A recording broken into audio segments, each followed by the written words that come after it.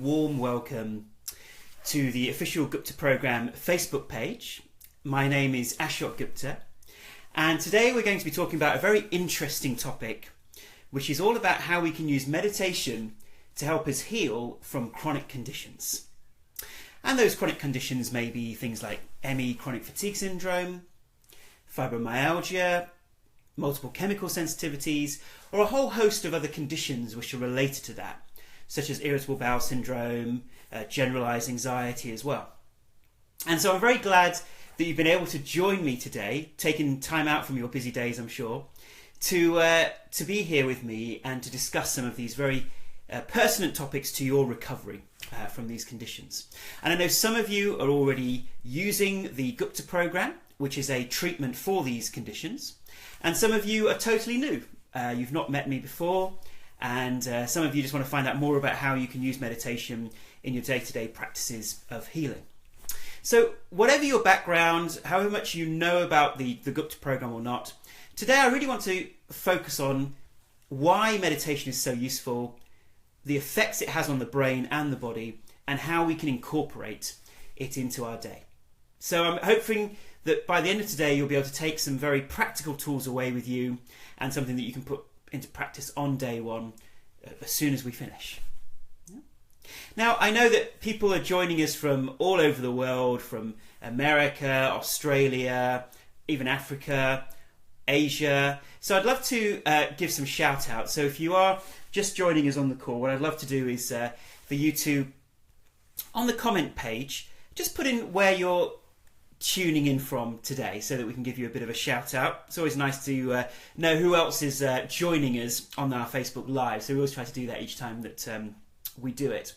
And whilst we're just waiting for that to happen, just to give you a bit of background to myself, so as obviously those of you who are using the Gupta Program already know a bit about my background, but I just want to share for those who perhaps don't even know who I am. So as I said, my name is Ashok Gupta, and I used to suffer from ME, chronic fatigue syndrome, many years ago.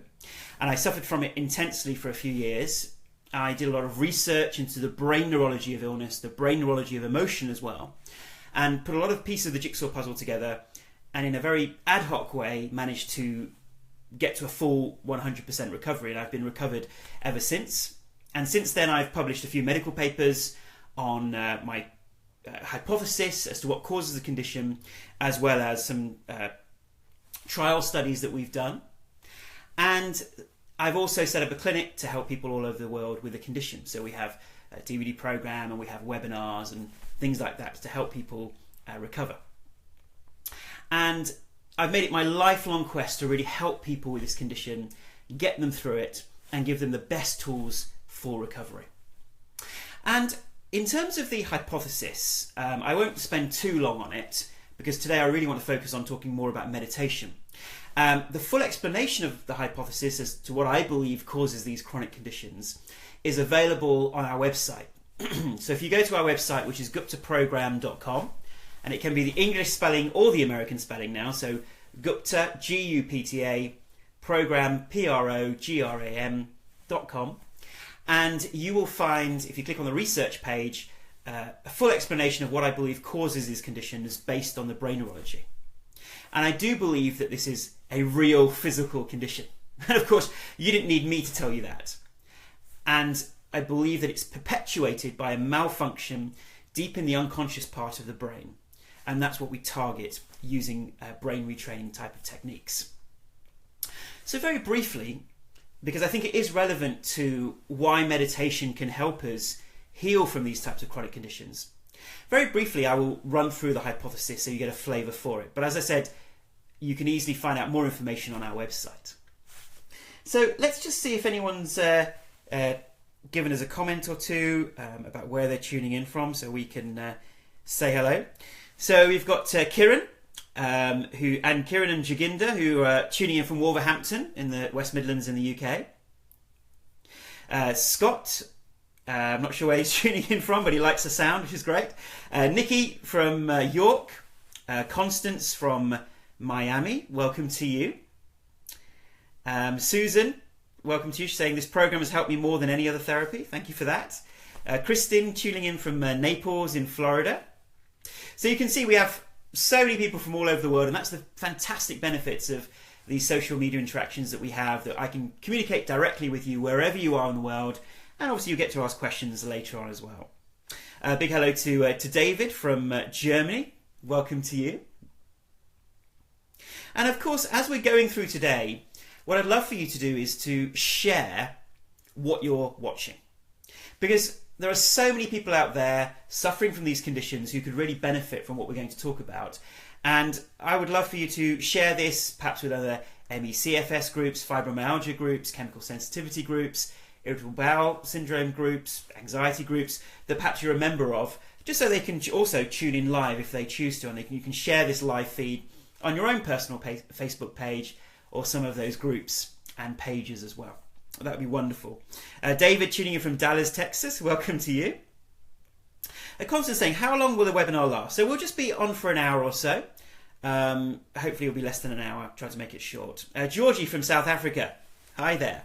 Diana tuning in from the Prairie Provinces in Canada, where it's nice and sunny. And Anne-Marie tuning in from the Netherlands. So it's wonderful to see all of you, and please do keep your comments coming in and anything that you want to share with other people on the group. And I'd love to give you some more shout outs a bit later on. Okay, so in terms of the hypothesis as to what I believe causes these conditions, and it's so interesting because I actually attend many of these conferences around the world where they're discussing these different treatments or different ways of understanding the condition, all the researchers, and every part of medicine is attending. So you'll have the neurologists, you'll have the psychologists, you'll have so many branches of medicine that are represented. And I believe that the reason these conditions occur is because they are starting in the brain, and obviously the brain affects all parts of the body. Whereas in medical research, generally we tend to treat the body like a car. So if something goes wrong with the exhaust, we fix the exhaust. Something goes wrong with the engine, we fix the engine. But actually, these conditions, I believe, are based on the entire neurology malfunctioning, and therefore it's going to require us going to the root source, which is the brain. And yet the brain is probably the least accessible part of us when it comes to any kind of therapy that it can improve our condition. And if we take a step back, I always ask that biggest question of all, why are we here? Now, not from a philosophical perspective, but from a scientific perspective. We are here because over hundreds of thousands of years of evolution, millions of years of evolution, the nervous system of animals and then eventually us has become refined to be able to handle our environments. And so our systems are designed to help us survive. Yeah? Survival is the number one priority of our nervous system and our brain. And when I say the nervous system, I mean all the electrical nerves that are like running through our body and are the software of the system. So our nervous system is like the software because it communicates with all the cells and all the organs, giving instructions as to what we should do next, what those organs should do next, and getting feedback from the body, which feeds back to the brain. So the brain, if you like, is the hub of the software, and the body is like the hardware. So it's the software telling the hardware what to do. And as you know, I'm a bit of an IT geek, so I always love that analogy because it's very clear and helps us understand how the two parts of our bodies our systems are connected. And that system, that neurology, that brain that's the head of the nervous system, its priority is to help us survive. Yeah? It cares more about our survival than our healthiness. And we'll be coming back to that point in a moment. So I believe that at the beginning of these conditions, people often are experiencing chronic or acute stress. So they have a lot of stress in the system, which means that their brain is more vulnerable to learning new conditioning. What I mean by that is the brain is more vulnerable to learning new bits of things that it should do. That's what a software program is, things that it should do. Yeah? So our brain is on high alert often at the beginning of the condition. Not always, not everybody reports acute or chronic stress, but many people do. And then that combines with a physical illness. So in the case of ME/CFS, it tends to be a flu virus or a stomach bug. In the case of fibromyalgia, it tends to be a physical injury or a physical accident or a localized pain syndrome that generalizes to the body. And in chemical sensitivities, it tends to be exposure to some kind of chemical, mold, paint, etc. And in irritable bowel syndrome, it tends to be food poisoning. Actually, can often be a trigger for irritable bowel syndrome, some kind of stomach bug. So the two things connect. So we've got anxiety, stress, or just overstimulation, overworked. You may not be stressed, but just be overworked, combining with a physical condition. And because the immune system is lowered, and often our immune system is lower, less effective when we are experiencing stress, that means our immune system gets panicked and thinks, uh-oh, we may not survive. And take the example of flu. Many people pass away from flu every year. And so the system goes into overdrive. It goes into what I call an extreme survival mode, which is the perfectly logical thing for the system to do. We take getting over flu for granted, or getting over a cold, but as far as the body's concerned, it's still life-threatening. So the system goes into overdrive, and even once the flu virus has gone, or the stomach bug has gone, the system still thinks that it's there. And just to err on the side of caution, just to make sure we survive, I believe our defensive systems keep on high alert. What that means is that even once the original trigger has gone, the system is now traumatized. That defensive system. And defensive system means the nervous system, the immune system, the endocrine system. All of those systems are now on very high alert. And you might say, well, hang on, but the original bug is gone, so why have I got all of these symptoms? Well, when we think of having flu, for instance, all of the symptoms of flu, the vast majority of symptoms of flu, are caused by our own immune system reacting. They're not caused by the flu virus itself. And so, even once the original trigger may have been removed from our system, the body is still responding as if that original trigger is still present. And anything that reminds the brain of that original trigger, it will then trigger the immune system, trigger the nervous system, increase inflammation, which is part of the immune system response. And in the case of multiple chemical sensitivities, we have exposure to a chemical. The brain then overreacts because it's in hyperdefense mode because of the stress and anxiety. And then it learns to generalize defensive responses to all chemicals. So then we find that someone with chemical sensitivities is sensitive to fragrances and mold and chemical smells and sprays and all kinds of different things, and becomes hypersensitive. And in the case of electrical sensitivities, it's a similar situation as well. The brain learns to become sensitive to electrical fields. The good news is these are all temporary responses, temporary learnt responses. And so all that happens is that then, once that system has been set up and it's become traumatized, it keeps overstimulating defensive responses. And those defensive responses cause our symptoms, which are, in the case of ME/CFS, difficulty sleeping, difficulty handling temperature changes, cognitive difficulties, so difficulties thinking, extreme exhaustion, muscle fatigue and pain, all the the symptoms that are associated with ME and chronic fatigue syndrome.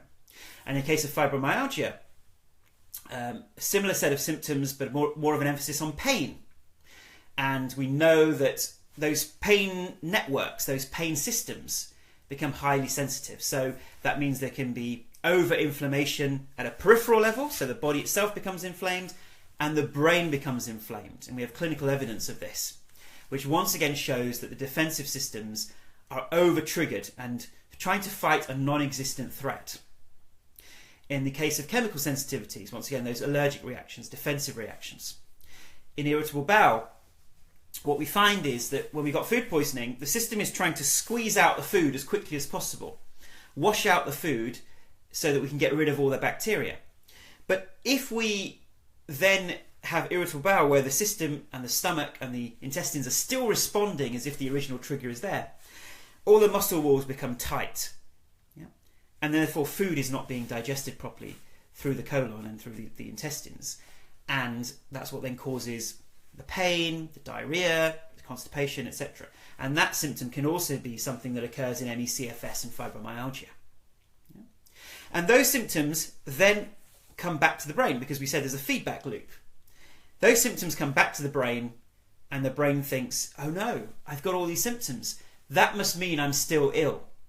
Right, let me over-trigger defensive responses again. And so we get that vicious cycle of the brain, highly sensitized to signals from the body, triggering the nervous system and the immune system, etc. Those symptoms, those triggerings then cause the symptoms in the body. Those symptoms are then detected by the brain, and the brain and the body get caught in a vicious cycle of sensitivity, response, sensitivity, response. Yeah. And here at the Gupta Program, the core of our treatment is retraining the brain out of these defensive responses, telling the brain that we are no longer in danger. Because we can't directly rewire the brain, we can't directly switch off the immune system when the system thinks that that is the right thing to do. Therefore, we target the aspects of that defense response which are more colloquial, more emotional, and more easier to access for us, and help the whole system calm down. Yeah. And evidence of this is actually in terms of the thoughts. So many people report that with these conditions, they feel wired. Yeah? You may feel that you're feeling wired all the time, even though you're exhausted. You have a busy mind. You find it perhaps difficult to relax. It can be difficult to think clearly, because all the brain cares about is bombarding you with signals about how your body is feeling, because it thinks, we're in danger, come on, do something about it. But there's nothing you can do about it, because the very symptoms are being caused by that over-defensive response in and of itself. So that's just a bit of explanation as to what actually causes these particular conditions. And this then causes us a lot of stress, a lot of hypervigilance about our bodies, a feeling that perhaps we're not going to get better, a very busy, stressed out mind.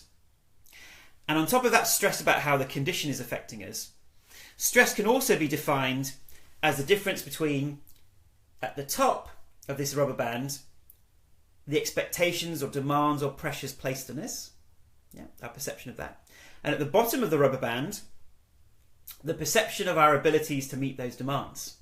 And the more the difference between the expectations and our abilities, the more we experience stress.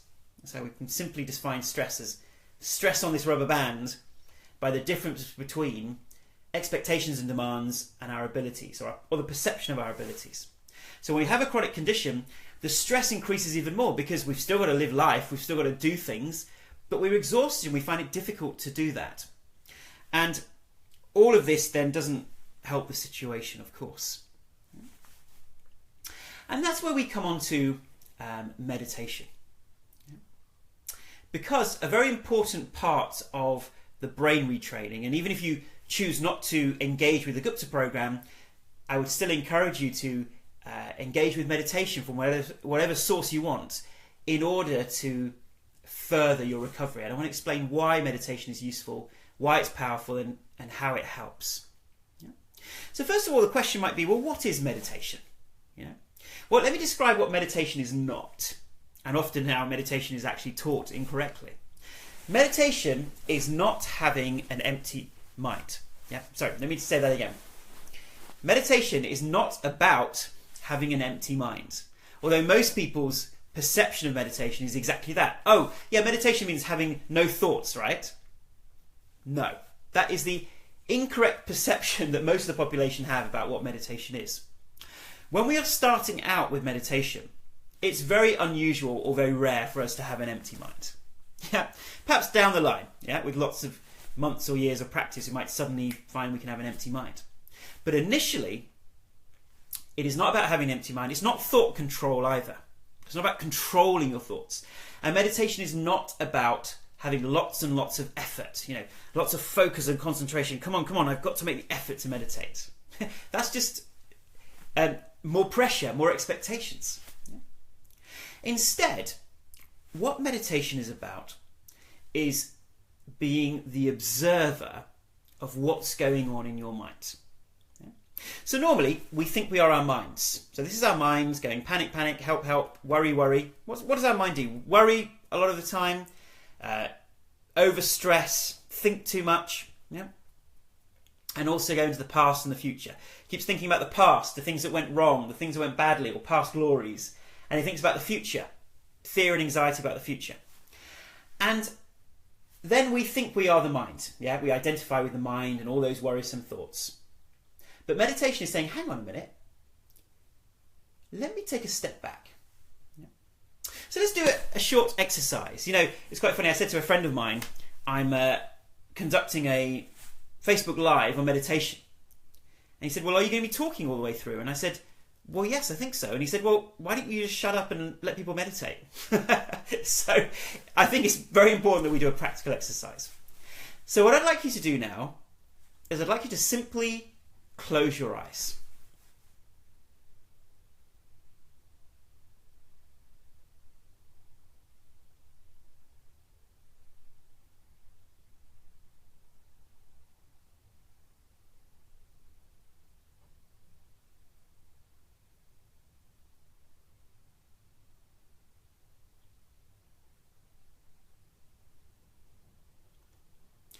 Okay, let's open our eyes.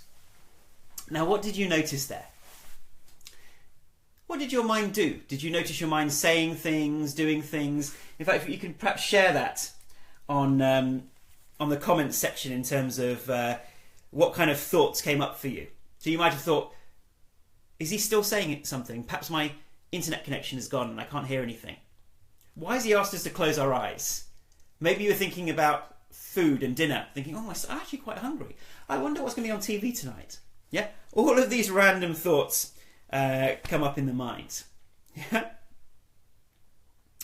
and that is showing us that our mind is a stream of thoughts, a stream of worries that is often very unconscious. It just keeps coming up and up, and we jump onto that thought and we identify with it and think that that is us or that is real.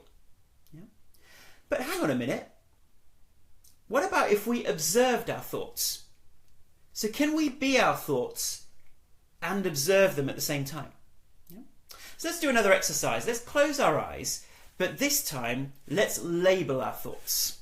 Yeah. That's a thought about dinner. As soon as we notice we're having a thought, we just go, oh, there's a thought about dinner. That's okay. I accept that. Oh, there's a thought about something I'm experiencing in my body right now. Oh, there's a thought about today's webinar. So we're just going to identify and notice our thoughts and then just label them and accept them. Let's close our eyes. Let's take a slow, deep breath in. And breathe out. And let's just observe and label our thoughts.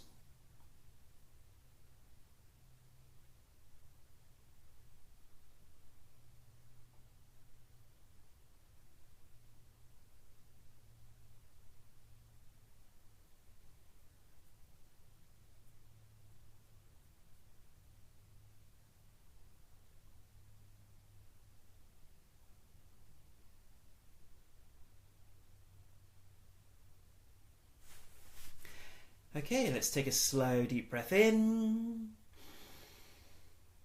And breathe out. Let's open our eyes when we're ready. For some reason, I thought about chocolate in that particular exercise. Now, what did you notice that was different? I'm sure you noticed that you may have had less thoughts.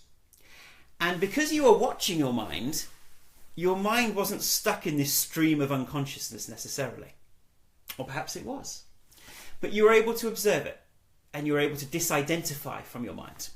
And say, I can mindfully watch what's going on. And so meditation is about taking the observer position and observing what's going on in the mind without judgment, or trying to stop your thoughts, or trying to direct your thoughts. And often meditation is accompanied by a sound, or you become aware of your breathing. Because the mind can be quite busy, we like to give the mind something to do. So instead of a constant stream of all these types of thoughts, we say to the mind, hey, perhaps we can bring all of these disparate parts of the mind together and focus on one thing. So perhaps we become aware of our breathing. Perhaps we become aware of a sound or music. Perhaps we become aware of a particular mantra that people are given to meditate on. So that all those disparate parts of the mind can come together, and the mind will listen and become aware of the breathing, and then it will go off in a different direction and think about something else. And we become aware of that without judgment. We gently bring it back to that focus, that awareness, and then it does it again. But we don't tell our minds off. We don't think there's anything wrong. We don't think meditation is about having an empty mind. We know that what's happening is perfectly good, perfectly normal, and with complete acceptance we observe and very gently and slowly bring our mind back to the focus of the meditation. And you might say, well, I might be meditating and all I'm experiencing are just constant thoughts, constant stream of thoughts. And if that happens, that's perfectly normal and perfectly fine. Yeah. In fact, one analogy I give that helps us understand what's going on in meditation at the beginning is, imagine our minds are like a pressure cooker. And we've been stuffing down all our thoughts and emotions for years into this pressure cooker. Perhaps we've had a lot of stressful emotions today or yesterday. And that pressure cooker is storing all those emotions and thoughts. Meditation is suddenly when we stop using the outside world as a distraction away from our unresolved emotions, which is often what we do. And instead we become aware, okay, what's in this pressure cooker? And the moment that we look at that pressure cooker, it's like opening the valve at the top of the pressure cooker and some steam comes out. And suddenly we become more aware of all of these thoughts, all of these emotions, some negative, some positive. And it comes out like a constant stream of thoughts, a constant stream of energy being released. So for some people at the beginning of their meditation practice, they may notice an increase in thoughts, an increase in some emotions like anxiety. But we have to go through that to allow the release of all that unconscious pressure. And that's what we're doing sometimes at the beginning of meditation. And that's why for some people it can be quite tricky at the beginning, or they feel like agitation. But it's so worth it, because each time you meditate, you're releasing more and more and more pressure from that pressure cooker, until eventually the pressure cooker can begin to slow down, calm down. There's no pressure stuck inside. And you begin to get those glimpses of what we think meditation is, which is those silent spaces between the thoughts. Yeah? So we have a thought, we bring our minds back, and just for a millisecond or half a second or a few seconds, we notice a space of nothingness. And then another thought comes in, and that's okay. But it's those little spaces between the thoughts and emotions which is deeply restorative for our mind and body. It's deeply healing. It's a deep, calm feeling that triggers the opposite of our stress system. And the opposite of our stress system is called the parasympathetic nervous system. So we know from research studies that people who regularly meditate, it's easier for them to kick in that parasympathetic nervous system, which is sometimes called the rest, heal and digest system. It's a system that the body uses when it's in downtime to heal itself. So meditation is that art of being the observer. And also it's the art of doing nothing. So when you're meditating, you're not trying to do anything.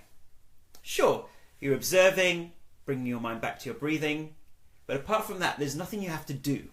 You don't have to focus or concentrate really hard. You don't need to worry about anything. You don't need to think about your wants and cares and desires. You know, sometimes we're meditating but thinking, come on, I haven't got time for this. I've got other things that I should be doing. But this is your relaxation time. This is your downtime. And I appreciate it. And I felt like this when I first meditated. I thought, isn't this a bit of a waste of time? I could be doing better things. And that's because as a society, we've not learnt the ability to just be. We are a human being, not a human doing. We just can learn the benefits and appreciate how powerful it is just to sit and do nothing for a period of time, and deeply healing and restorative it is for us mentally, physically, emotionally and spiritually to do that. And in fact, once we regularly meditate, a lot of the neurological studies have shown that it actually calms down the overall reactivity of the brain. So you may have heard me talk about a brain structure called the amygdala, which is often our emotional part of the brain that reacts to the external environment when we experience danger or anger. And we know that regular meditators have a less reactive amygdala. We also know that regular meditators have less activity in the right prefrontal cortex. So when we have more activity in this front part of the brain here, it's associated more with anxiety and depression and worry and negativity.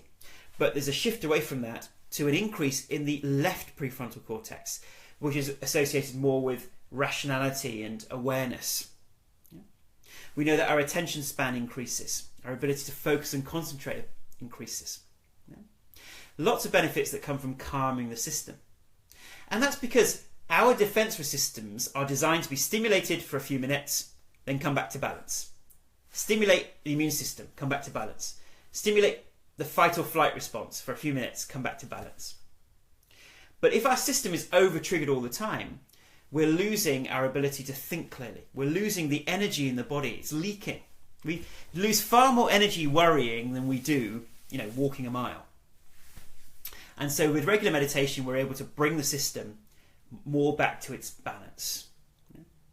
And a recent Harvard study showed that people who learnt meditation and practiced it, compared to before meditation, they had almost a 50% drop in their usage of medical facilities.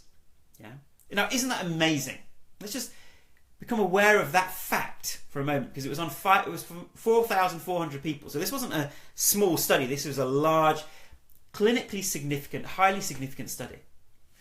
So we're talking about healthcare costs increasing around the world, and yet we know that meditation could halve the usage of medical facilities. It would be a miracle drug. If someone came up with a miracle drug that could halve the usage of medical facilities, they would be the richest person in the world. And yet we have it here. It's available. It's free. Has no side effects.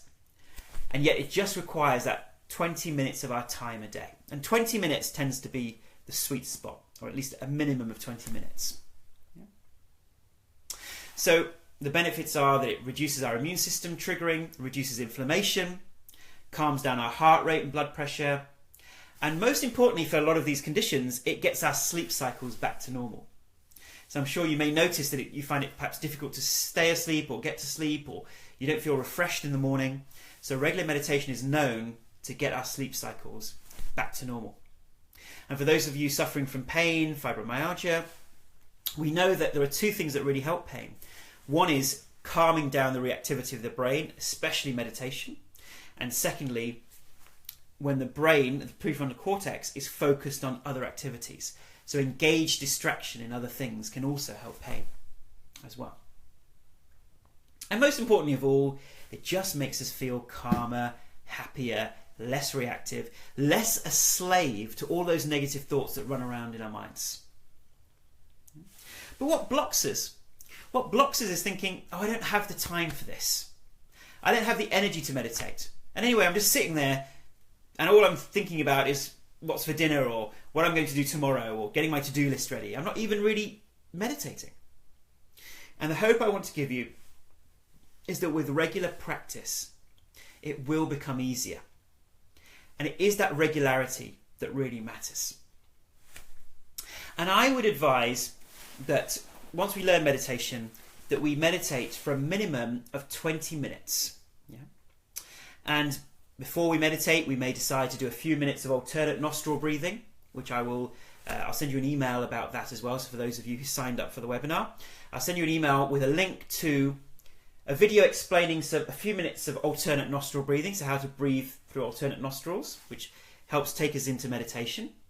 And then I'll also send you a video which goes deeper into how to meditate as well. So for those of you who signed up on the website with your email address and name, you'll get an email link to that. And for the rest of you, if you'd like to go to that original link that you got and just sign up, then I'll make sure that you get that. So we can just do a few minutes of breathing, and if you don't want to do alternate nostril breathing, just a few minutes of deep breathing and then a 20-minute meditation. And if 20 minutes is too long, then of course you can do a 10-minute meditation if you choose to. And we've got an app. So if you're finding it difficult to meditate, and certainly when you first start meditating, it's better to do it to guided meditations because you've got someone who's leading you through them. So I've developed a not-for-profit, completely free app called the Meaning of Life Experiment. So if you've got an Android phone or an Apple phone or a tablet or an iPad, you can listen to all of these free meditations by downloading the app. It's called the Meaning of Life Experiment. And if you want to get the direct link, you can go to our website, which is themeaningoflife.tv, and that will give you a link to the app. And in the app, there's 30 days as such in the timeline, and you've got lots of 10 and 20 minute meditations that you can use straight away.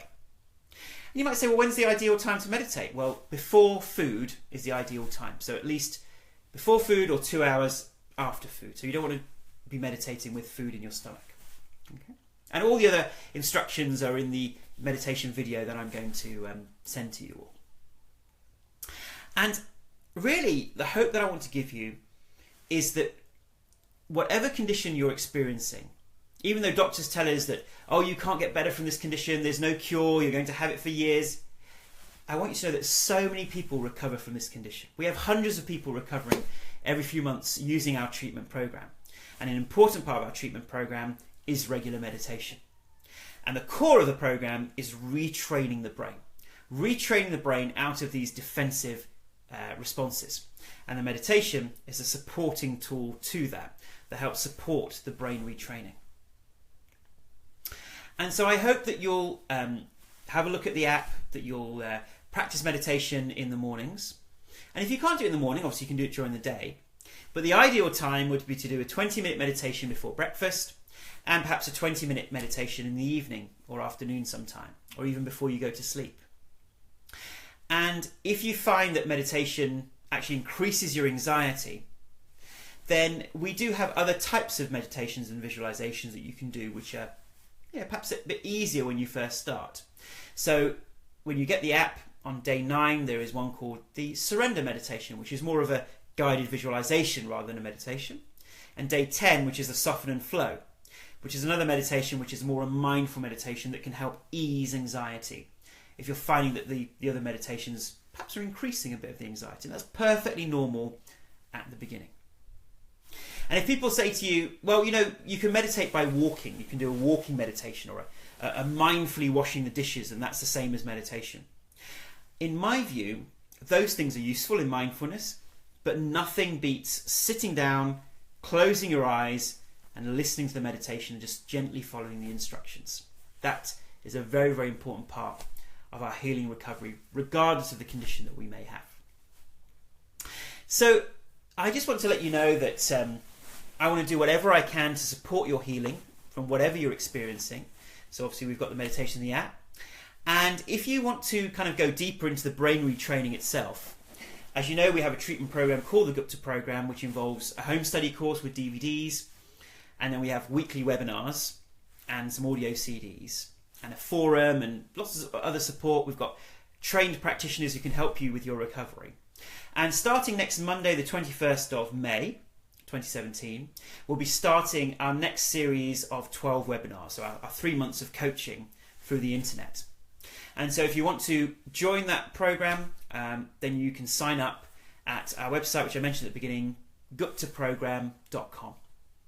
And with our entire treatment, because we haven't got the large independent studies yet, we've got small studies which have been published, but we haven't got the large one yet, which is what we're raising funds for. So until then, we're offering a complete money-back guarantee. So you can use the treatment, and after 6 months, if you notice no improvement, you can return the program, get your money back, no questions asked. And in terms of the small studies that we have done, a couple of the studies have shown that around 2/3 of patients who use the treatment reach a 80 to 100% recovery within a year. So we've had a small study published in 2010, we've had another study published in 2012, and we've had a recent study which is about to be published, which was conducted in Spain on fibromyalgia, and that once again also showed that 2/3 of patients reached an 80 to 100% recovery, which is very exciting, and we hope that study will then leapfrog us into larger funding for a large clinical study. Okay, so I'll take the guidance on my friend. I think I've talked for far too long now. So let's just go to any questions that you may have about meditation and how it can impact positively on your recovery from chronic conditions. And once again, I'd love for you to share this stream. So right now you can even share this video on other groups that you're members of, other Facebook pages that are involved in these particular conditions, and I'm sure they would love to benefit from this knowledge as well. So just looking at some of the questions that you've got here.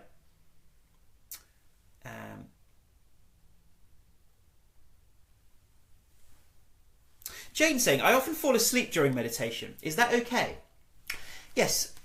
The rule of thumb is whatever you experience in meditation is right for you at that time.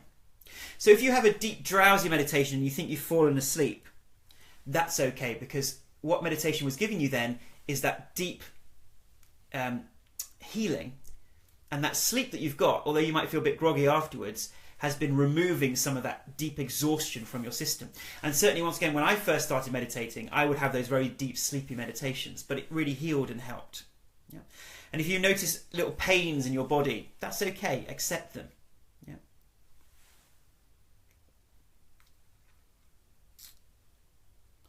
The meaning of life, so Dina's saying, the meaning of life meditation at day 10, soften and flow, helps me with my pain. Fantastic. Colleen saying, we also have more compassion for ourselves and others through meditation. Yeah, so there's so many physical, mental and emotional and spiritual benefits to meditation, which I haven't had time to go through today. But just trust that when you practice it, you will notice those things coming up. Yeah. Selma's saying, meditation has helped with ADHD, and now she's free from ADHD medication, which is fantastic. In fact, I call this from medication to meditation. Yeah, that's the way we should think about the benefits to the whole of society. Yeah, so lots of people saying they're feeling better and better from doing the meditations. Kathy in Chicago, I recovered from CFS using the Gupta Program. Just to let you all know and be encouraged. And yes, we'd love to, I forgot to say, please do send the thumbs up and the hearts. We always like to see those going across the screen if you're liking and loving what you're hearing and seeing today. Oh, Derek just reminded me, next Monday the 22nd, not the 21st, absolutely. So our next series of webinars starts next Monday, the 22nd of May. Erica saying, does meditation take a while to see benefits? I've been meditating every day for 4 weeks and not seeing changes yet. Will it take time when very ill? Yes. Sometimes, in rare cases, the meditation is still having an effect, but imagine the pressure in that pressure cooker, what it's releasing, what negativities it might be releasing unconsciously. So it's very important to keep going, no matter if you don't feel the benefits straight away. Scott's saying, I'd love some tips on how to sit comfortably for longer meditations, 30 minutes plus. You know, feel that it's okay to adjust your body as you're meditating. So the first thing is, it's very useful to have some lumbar support. So when you're sitting to meditate, if you're meditating for a long period of time, perhaps have some pillows behind your back so your back is supported. You want to keep your back as upright as possible, but not rigidly so. So you can loosen your body, have your hands loosely in your lap facing upwards, and just allow your body to feel loose, and your lumbar, that's the kind of arch of your back, to be supported. Secondly, be okay with movement. So if you need to move, need to adjust yourself, don't feel that that's interrupting your flow. That's perfectly normal as well. And if you do feel agitated or uncomfortable, once again, I do believe that is a release, because I felt like that when I first meditated, whereas now I can meditate for 45 minutes or an hour without having that agitation.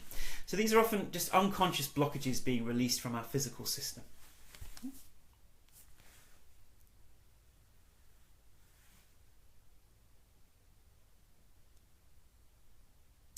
Bea is saying, I want to do 6 months of coaching from Ashok, but haven't quite figured out how to get it. If you just email our clinic at info@guptaprogram.com, then they can help you figure that out. David's saying, do you have a tip to release this physical pressure in the head? If you feel physical pressure, that is the tightness of the very subtle muscles that surround our scalp. So you've got lots of little muscles around our scalp. And the way to release that is, once again, regular meditation. But secondly, very gentle head massage. So some of you will know I advocate Indian head massage. That might be a bit rough if it's quite tense. But very gentle head massage can begin to release the tightness in the head.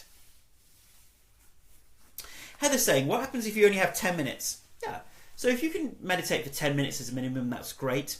I'm just saying that the sweet spot from the studies tends to be the 20 minutes, but 10 minutes will still give you lots of benefits as well.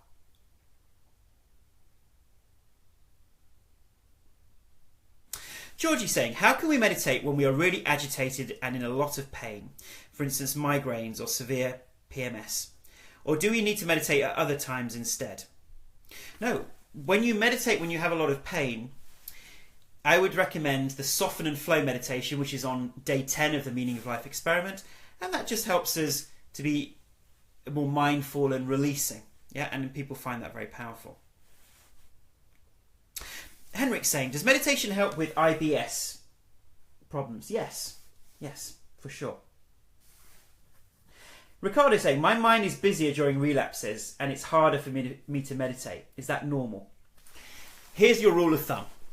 If you're finding it hard to meditate, it's even more important and the benefits will be even greater. Yeah. Someone who can just sit down, close their eyes and meditate, the marginal benefit for them is not going to be as powerful as if you find it difficult. If you can't sit down and close your eyes and feel relaxed, what does that tell you about what's going on in your physical body or what's going on in your mind? So the harder you find it, the more benefits you will get, and it will also benefit for you to do it for longer. And it feels uncomfortable initially because the brain doesn't want that. The brain's saying panic, panic, panic. And you're saying, and breathe and meditate and calm down. And the brain's saying, hang on a minute, panic, panic, we're in danger. And only by being in that centered, calm state can you gradually persuade the brain and the mind that we are not in danger anymore. And that's why we're sitting down and calmly meditating. So that's one of the secrets of how that works. Yeah. Christine's saying, is it better to meditate before or after yoga or other exercises?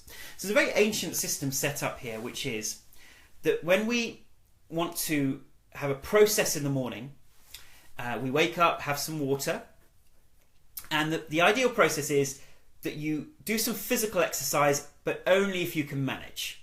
Yeah. So if you don't have these conditions, you do some physical cardio exercise, get the body sweating, get the heart rate up. So you remove all the kind of stress hormones and cortisol from the system. Then you have a shower. The next phase is then yoga. The next phase is breathing. And the final phase is meditation. And all of those steps are designed to help you have a deeper meditation, a deeper rest and stillness in the mind. But of course, if you can't handle the physical activity, that's okay. If you can't do the yoga or don't have time for it, that's okay. But just a couple of minutes of deep breathing and then listening to a 20-minute meditation, that's really the core of it. Can you meditate lying down? Ideally, you wouldn't meditate lying down because lying down, the brain associates with sleep. So you're more likely to go into a sleepy meditation rather than having more awake alertness.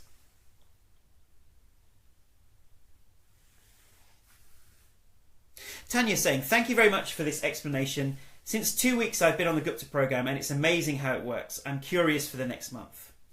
Great. Diane saying, actually doing meditation has healed me along with the techniques of the Gupta program. Fantastic. Marie saying, is meditation and your method, does it work for electrical sensitivities? Yes, we've had many people recover from electrical sensitivities, and once again, meditation is part of that. Diana saying, in January I meditated regularly each day, and I saw someone that I hadn't seen in a while, and he said, you look completely different, so confident and relaxed. Thanks for the reminder to do this daily. Yes, and you know, sometimes we do become a bit complacent with our practice. We think, oh, I'm physically feeling better from doing the Gupta program or whatever. You know, I haven't got time for meditation today. And I will say that for the rest of our lives, even once we've recovered from the condition, daily meditation is going to be so important. We cannot do without it. It's like brushing our teeth or having a shower. We don't question, should I brush my teeth today? Should I have a shower today? It's just a natural part of our day. And in the same way, meditation is the inner cleansing. So we clean our outer bodies, but cleaning our inner minds is the most important thing, because it's the key to our happiness, our well-being. Our relationships all depend on us having a calm mind. So daily, regular meditation is so important. And even now, after so many years, I notice if I haven't meditated for a couple of days, I notice that my mind is a bit more agitated. And I think, hey, that's not the normal me. Yes, I haven't really properly meditated over the last couple of days. And so, for the rest of our lives, it's going to be important to maintain our health and our recovery.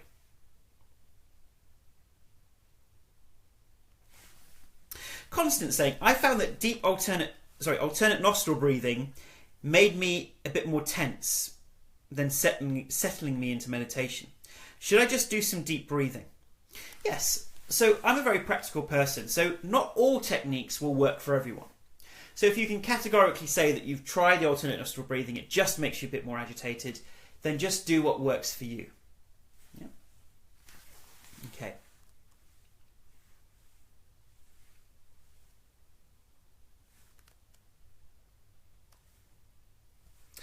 Okay, just seeing if we've got any more questions about meditation. I think we've been through normal. Justice saying, should I always label the thoughts in my mind or just in the beginning? So in that little meditation that we did, which was really just an exercise, I got you to label the thoughts. And that is one technique in meditation. So some people do find it useful that at the beginning of the meditation, they just become aware and label where their mind is going. Yeah. But you don't have to do that. But if you find that technique useful, then fantastic. Really, when you listen to the guided meditations, that should just guide you through the process. But if you want to meditate silently, for instance, then when you first start meditating silently without the guidance, you can label your thoughts, and that's a great way of observing the mind. It's a bit like having a spotlight. Do you often find sometimes you might have an insect or something running along the ground, and as soon as you turn the light on, it freezes because it knows that it's been found out. So it freezes to hope that the attacker won't see it. That's the animal freeze response that we all have. And it's the same with the mind. The mind is running around doing all its crazy stuff, and the moment you put a spotlight on it, it goes, uh-oh, I've been found out. There's a big spotlight on me. All right, perhaps I won't be so busy because I'm being watched now. And in the same way, when we bring all that unconscious stuff that's going on in our mind that's using up energy, because remember, worrying and thinking too much uses up a huge amount of energy, drains us. When we put a spotlight on it, then it freezes because it's been found out, and then the whole mind calms down because it's being watched. Yeah? Because we're not identified with it anymore. Because the secret is, the reason our mind gets agitated is because we have a thought, then we catch on the thought and have a thought about the thought, then we have an emotion about the thought, then we have a thought about the emotion, and thoughts and emotions build up into a cycle and we get so agitated. Whereas when we practice meditation, we practice the art of separating ourselves and observing our minds, not being identified with our minds anymore. And therefore, even if the mind's reacting or doing something, we're like, hey, let's relax. And the mind calms its reaction down because it thinks, well, can't be that important because I can't seem to persuade him or her to get carried away. It calms down and we enjoy the peace of not being an overreactive human being anymore.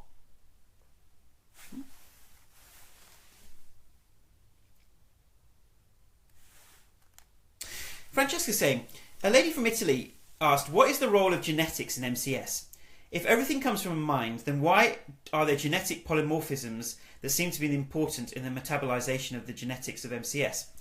Right, these are risk factors. So once again, one of the confusions that we're getting in modern science is this idea that our genes determine everything. And when they were mapping the genome, they said, in 10 years' time, we're going to have solved every illness because we will know which genes cause cause what conditions, and we can switch them on and off, or modify the genes in certain ways. The issue they've now found is this idea of epigenetics, which is that actually our genes are not our destiny. Our genes determine, on average, between 20 to 30% of our risk factors of getting most conditions. Obviously, there are some conditions which are purely genetic, but they are far more rare. But the usual ones like strokes, heart attacks, cancer, diabetes, etc., the genes are anything between 20 to 30%, 40% of our risk factor, but the rest is lifestyle and other things that we can do. And the same with MCS. I have seen some research on the some of the genetic vulnerabilities that may occur, and it could be that the brain makes that decision to defend against chemicals because it knows that genetically it doesn't necessarily have the ability to detoxify. But that doesn't mean that that reaction is the right thing. Yeah, it's still an overreaction, so we still want to change that reaction. Okay. Good.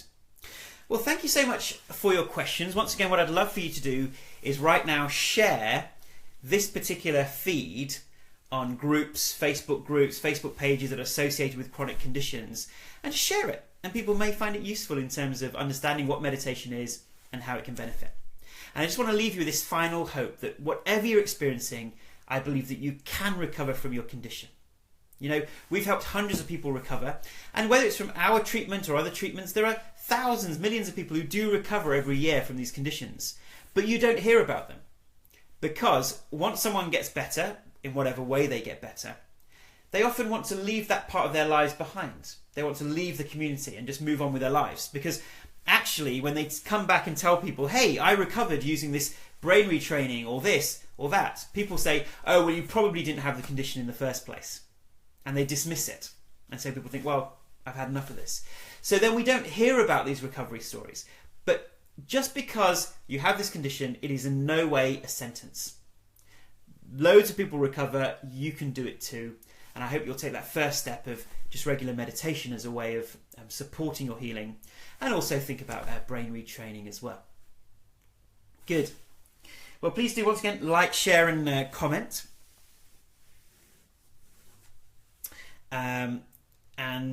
Just one final question. Marie saying, I find it sometimes difficult to do the exercises regularly.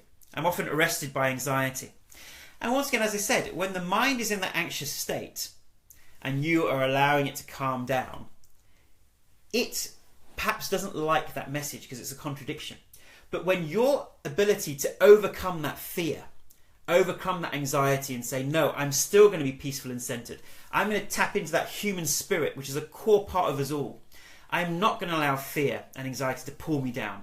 I'm going to realize that I have faith and trust in my ability to heal. Faith and trust in the ability of love. And when we tune into that, then we're able to overcome that. And it may take time, it may take persistence, but we can all do it. Yeah? This is all a journey from fear to love. Fear is the core of this, and fear is that over-defensive response that we are now learning to observe, to let go of, so that we can have our health and happiness back. So thank you so much for watching today. I hope you can join me from next Monday on our webinar series, our 3-month coaching program. You can email our clinic at info@guptaprogram.com or visit our website to sign up. And good luck with your meditation practice. Thank you and goodbye.